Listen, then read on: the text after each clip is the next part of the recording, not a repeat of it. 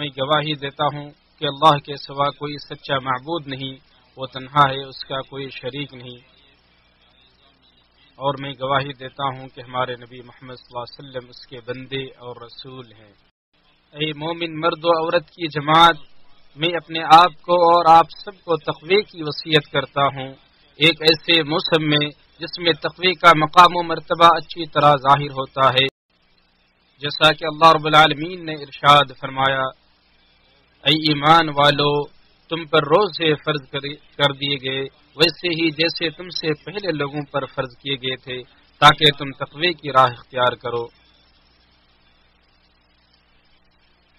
لہذا تقوی کی رسی سے اپنے دلوں کو مضبوطی سے باندھ لو اور اس کے چشمے سے اپنے گناہوں کے میل کچیل کو دھو لو، کیونکہ یہی مضبوط کڑا، محفوظ پناہ گاہ اور اعلیٰ زینہ ہے۔ پھر جان لو اللہ آپ پر رحم کرے کہ اللہ عز و جل مخلوقات میں سے کچھ کا انتخاب کرتا ہے اور ان کو فضیلت بخشتا ہے جو اس کے وسیع فضل و کرم، عظیم عدل و انصاف اور بے مثال حکمت و دانائی پر دلالت کرتا ہے، کیونکہ وہی تمام امور کے حقائق اور خصائص سے واقف اور ان کے ظاہر و باطن سے باخبر ہے۔ بس اللہ عز و جل زمان و مکان اور اعیان و اشخاص میں سے انتخاب کرتا ہے، جگہوں میں سے سب سے مقدس، زمانوں میں سب سے افضل اور اعیان و اشخاص میں سب سے پاک باز اور مخلص افراد کا انتخاب کرتا ہے اور انہیں فضائل کا مرکز، برکتوں کا محور اور نیکیوں اور بھلائیوں کا سرچشمہ قرار دیتا ہے۔ بس اس کے عظیم عدل و انصاف اور بے انتہا فضل و کرم ہی اس کے انتخاب و اختیار کا معیار ہے، اور آپ کا رب جو چاہتا ہے پیدا کرتا ہے اور جسے چاہتا ہے چن لیتا ہے، اور بے شک رمضان مہینے کی حیثیت دیگر مہینوں کے مقابلے میں وہی ہے جو زمانوں میں موسم بہار کی حیثیت اور تاج میں قیمتی ہیرے کی ہے۔ میرے اسلامی بھائیوں، اس خوفناک صورتحال اور حیرت انگیز منظر پر غور کریں جس کو حضرت ابو ہریرہ رضی اللہ عنہ نے بیان کیا ہے کہ اللہ کے رسول صلی اللہ علیہ وسلم منبر پر چڑھے اور 3 بار آمین آمین آمین فرمایا۔ آپ سے کہا گیا کہ اللہ کے رسول آپ کیا کر رہے تھے؟ تو آپ نے فرمایا، مجھ سے جبریل نے فرمایا اس شخص کی ناک خاک آلود ہو جس نے رمضان پایا اور اس کی بخشش نہ ہوئی، تو میں نے کہا آمین۔ پھر فرمایا اس شخص کی ناک خاک آلود ہو جس نے اپنے والدین کو یا دونوں میں سے کسی ایک کو بڑھاپے پہ پایا اور پھر بھی ان کی خدمت کر کے جنت میں داخل نہ ہو سکا، تو میں نے کہا آمین۔ پھر کہا اس شخص کی ناک خاک آلود ہو جس کے پاس میرا تذکرہ ہو اور وہ مجھ پر درود و نہ پڑھے، تو میں نے کہا آمین۔ اور یہ بددعا اس لیے ہے کیونکہ نیکیوں کے دروازے کھلے ہوئے ہیں، اطاعت و بندگی کے اسباب میسر ہیں، اس ایک مہینے کی مختصر مدت بھی مختصر ہے اور اس میں اجر و ثواب اور نیکیوں کے مواقع بکثرت موجود ہیں۔ اگر باغیچہ موسم بہار ہی میں قحط زدہ ہو جائے تو پھر کس وقت اس میں رونق اور بہار آئے گی؟ اے مومن مرد و عورت، یہ اس باغ کی صبح نو ہے جو روشن ہو چکی ہے، اس کی ڈالیوں پر پرندے چہچہانے لگے ہیں اور اس کی آمد کے جھونکے باد صبا کی طرح چلنے لگے ہیں، اس کے پھولوں کی خوشبو باغ کے پھولوں کی طرح پھیلنے لگی ہے، خیر کے وہ دروازے جو بند تھے کھل گئے ہیں اور خزینے فضل و کرم کے جو ڈھیر جمع تھے بکھرنے لگے ہیں، لہذا خوشخبری ہے ان کے لیے جو دور ہو جانے کے بعد پھر لوٹ آئے ہیں اور ایک طویل عرصے کے بعد پھر عبادت میں لگ گئے ہیں۔ لوگ اس کے دروازے کے پاس ازدحام لگاتے ہیں، جو میٹھا چشمہ ہوتا ہے وہاں بھیڑ زیادہ ہوتی ہے۔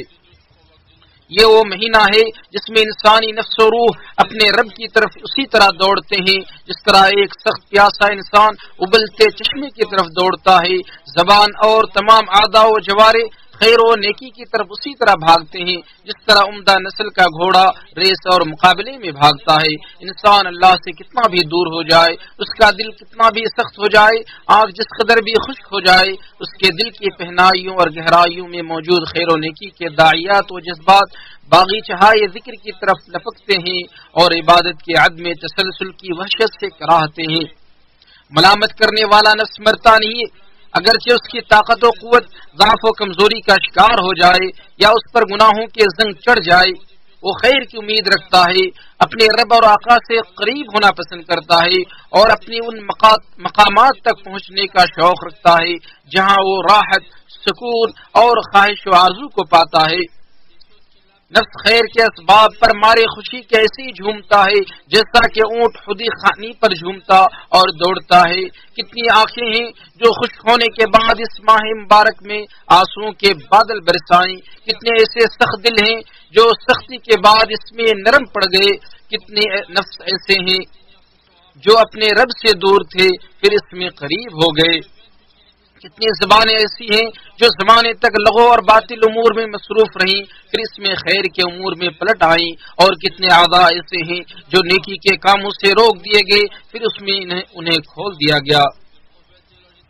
روزہ ایمان کے مدارس میں سے ایک مدرسہ ہے، احسان کے درجے تک پہنچنے کا ذریعہ ہے۔ آپ صلی اللہ علیہ وسلم نے فرمایا، احسان یہ ہے کہ تم اللہ کی ایسی عبادت کرو گویا تم اسے دیکھ رہے ہو، اگر ایسا نہ ہو سکے تو یہ محسوس کرو کہ وہ تمہیں دیکھ رہا ہے، کیونکہ روزہ بندہ اور اس کے رب کے درمیان ایک راز ہے جس پر اللہ کے علاوہ نہ کوئی مطلع ہو سکتا اور نہ جان سکتا ہے۔ یہ وہ عبادت ہے جس میں اخلاص و للہیت اور سچی عبودیت کے تمام معانی و مفاہیم جلوہ گر ہوتے ہیں۔ چنانچہ جو آدمی صرف کھانا پینا چھوڑنے کو روزہ سمجھتا ہے اور جو آدمی تقرب الہی کی وجہ سے روزہ رکھتا ہے، دونوں کی ظاہری صورت ایک جیسی ہوتی ہے۔ اسی طرح روزہ رکھنے والے اور نہ رکھنے والے کے درمیان بظاہر تمیز نہیں ہو سکتی۔ اسی وجہ سے اللہ نے اس عبادت کو اپنے لیے خاص کیا ہے اور اسے اپنی طرف منسوب فرمایا ہے۔ حضرت ابو ہریرہ رضی اللہ عنہ سے روایت ہے کہ رسول اللہ صلی اللہ علیہ وسلم نے فرمایا،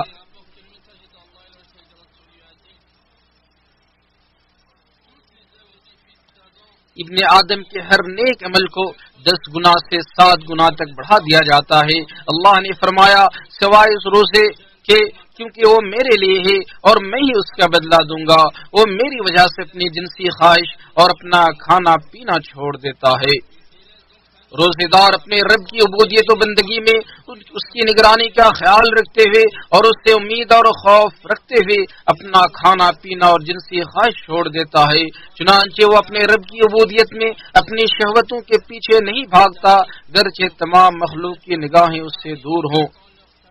اے نجد کے نسیم صبح، جب بھی تم ان کا سلام لے کر آنا تو قافلے کی بات مت کرنا اور نہ محفوظ راز کو افشا کرنا، کیونکہ مجھے اپنے دوستوں کے تذکرے پر غیرت آتی ہے۔ اسی وجہ سے یہ آیا ہے کہ روزے میں کوئی ریاکاری نہیں ہوتی ہے۔ اللہ کا یہ فرمان ہے اور میں ہی اس کا بدلہ دوں گا، اس بات کی طرف اشارہ کرتا ہے کہ روزہ کی بڑی فضیلت ہے، اس کے بدلے ملنے والی عطا و بخشش بہت زیادہ ہے، کیونکہ بخشش دینے والے کی ملکیت اور اس کے جود و سخا کے بقدر ہوا کرتی ہے۔ وہ تمہیں کسی امید اور خوف کی وجہ سے نہیں دیتا، بلکہ اسے عطا و بخشش کرنے میں لذت و چاشنی ملتی ہے۔ پرندے وہی اترتے ہیں جہاں دانے ڈالے جاتے ہیں اور سخی و فیاض لوگوں کے گھروں میں بھیڑ لگی رہتی ہے۔ رمضان کے مہینے میں دین اسلام کی نعمت خوب جلواگر ہوتی ہے۔ اس دین میں عظیم عبادتیں مشروع کی گئی ہیں تاکہ بڑے اور عظیم مقاصد و منافع کی تکمیل ہو سکے۔ ان مقاصد میں سے کچھ یہ ہیں، ایک مومن کی صبر پر تربیت ہو، نفس کو شہوت سے روکا جائے اور اس کی حدت کو ختم کیا جائے، مالدار فقیر کی بھوک کی شدت کو محسوس کر سکے، نفس کا تزکیہ ہو اور دل کا آئینہ صاف ہو تاکہ اس کے نہا خانے میں قرآن کی تجلیات روشن ہو جائیں اور اس کی گہرائیوں میں ایمان کے راز بولنے لگیں۔ ایک انسان کو چاہیے کہ وہ نعمتوں پر اللہ کا شکر ادا کرے، جیسا کہ اللہ نے اس آیت کے اخیر میں شکر گزاری اور حمد و ثنا پر ابھارا ہے۔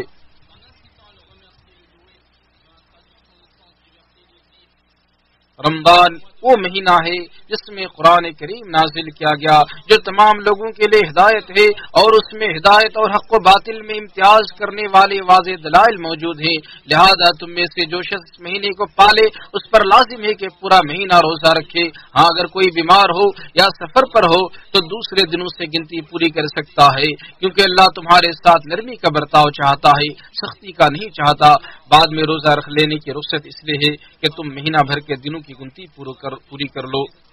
اور جو اللہ نے تمہیں ہدایت دے اس پر اس کی بڑائی بیان کرو، اور اس لیے بھی کہ تم اس کے شکر گزار بنو۔ اللہ تعالیٰ کتاب و سنت کو میرے لیے اور آپ سب کے لیے بابرکت بنائے، ہمیں ہر بدعت سے بچائے، ہر فتنے سے محفوظ رکھے۔ آپ نے جو سنا وہی میں نے کہا، میں اپنے لیے اور آپ سب کے لیے اللہ سے مغفرت طلب کرتا ہوں، آپ سب بھی مغفرت طلب کریں، بے شک وہ رجوع کرنے والوں کو معاف کرتا ہے۔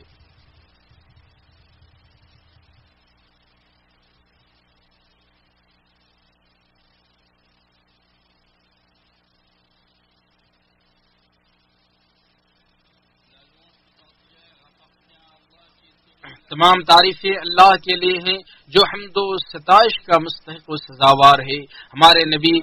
سردار محمد صلی اللہ علیہ وسلم پر رحمت و سلامتی نازل ہوتی رہے جب تک بادل سے میہ اور بارش برستی رہے۔ اسی طرح آپ کی آل، صحابہ کرام اور آپ کی صداقت و سچائی کی گواہی دینے والوں پر حمد و صلات کے بعد، اے مومن مرد و عورت کی جماعت، بے شک مومن کے دل میں جو نیت جنم لیتی ہے اس کا آدمی کی اصلاح، اس کے کردار و اعمال کی درستی اور مخلوق و خالق کے ساتھ سلوک و برتاؤ پر بڑا اثر پڑتا ہے، کیونکہ دراصل اعضاء و جوارح دل کا آئینہ ہوتے ہیں۔ اعضاء و جوارح افعال و کردار دل کا آئینہ ہوتے ہیں، اور دلوں کو جلا نیت کی درستی سے حاصل ہوتی ہے۔ لہذا یہ مومن کی سواری ہے، ذرا میرے ساتھ غور کریں کہ ماہ رمضان میں عمل و عبادت کس قدر دلوں کی صفائی اور اخلاص سے نیت کے ساتھ مرتبط ہے۔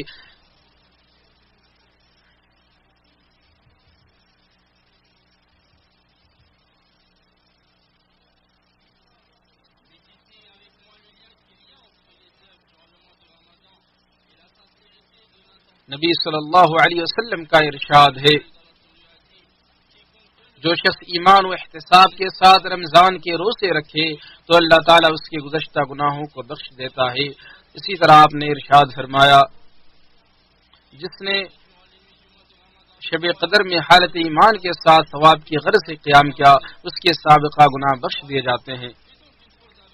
لہذا یہ مومن اپنے دل کا جائزہ لے، اس کا مراقبہ کر اور اس کی صفائی و پاکیزگی کا خیال کر، اور خشوع و خضوع کے ساتھ رب کی طرف لوٹنے کے عزم و ارادے کی چنگاری اپنے اندر بھڑکا دے۔ خبردار تیرے عزم کی تلوار کو راستے کی رکاوٹیں کند نہ کریں۔ بے شک دل کی سواری کے لیے سچے قصد کے ساتھ عزم و ارادے کی وہی حیثیت ہے جو خودی خواہ کی ہے، اور سنت رسول کی پیروی کرنے کی حیثیت سفر کے رہنما جیسی ہے۔ رخت سفر باندھنے میں بہت معمولی مدت باقی ہے، لہذا اس سے غنیمت جان۔ اے مومن مرد و عورت، آج کے دن کائنات کے سب سے بہترین فرد اور مخلوق کے سردار صلی اللہ علیہ وسلم پر درود و پڑھنا مستحب ہے۔ چنانچہ نبی کریم صلی اللہ علیہ وسلم نے فرمایا، یقیناً تمہارے دنوں میں سے افضل دن جمعہ ہے، اس میں آدم علیہ السلام پیدا ہوئے، اسی لیے اس دن آپ کثرت سے درود و سلام پڑھیں۔ آپ کے درود و سلام مجھ پر پیش کیے جائیں گے۔ اے اللہ تو درود و سلام اور برکتیں نازل فرما اگلے اور پچھلے تمام لوگوں کے سردار امام الانبیاء خاتم النبیین رحمت للعالمین پر اسی کے بقدر جو تیری کتاب نے شمار رکھا ہے۔ اے اللہ ہدایت یافتہ قائدین خلفائے راشدین ابو بکر، عمر، عثمان، علی اور اپنے نبی صلی اللہ علیہ وسلم کے تمام صحابہ کرام سے راضی ہو جا۔ یا اللہ تو اس مہینے کو عزت و سربلندی کا مہینہ بنا دے۔ یا اللہ تو اسلام اور مسلمانوں کو غلبہ عطا فرما، کفر اہل کفر کو ذلیل و رسوا فرما، اور اس بابرکت ملک اور تمام مسلم ممالک کو بھی مضبوط، محفوظ اور امن والا بنا دے۔ اے جہانوں کے پالنہار، اے اللہ ہمارے پیشوا خادم حرمین شریفین اور ان کے اہلت کو اسلام اور مسلمانوں کی عزت والے اور ایسے کاموں کی توفیق عطا فرما جن میں بندوں اور ملک کے لیے دین و دنیا کی بھلائی ہو، اور اس میں اسلام اور مسلمانوں کی سربلندی ہو۔ اے مومنو، اللہ رب العالمین کی نعمتوں کو اس کے شکریہ کے ذریعے سے طلب کرو۔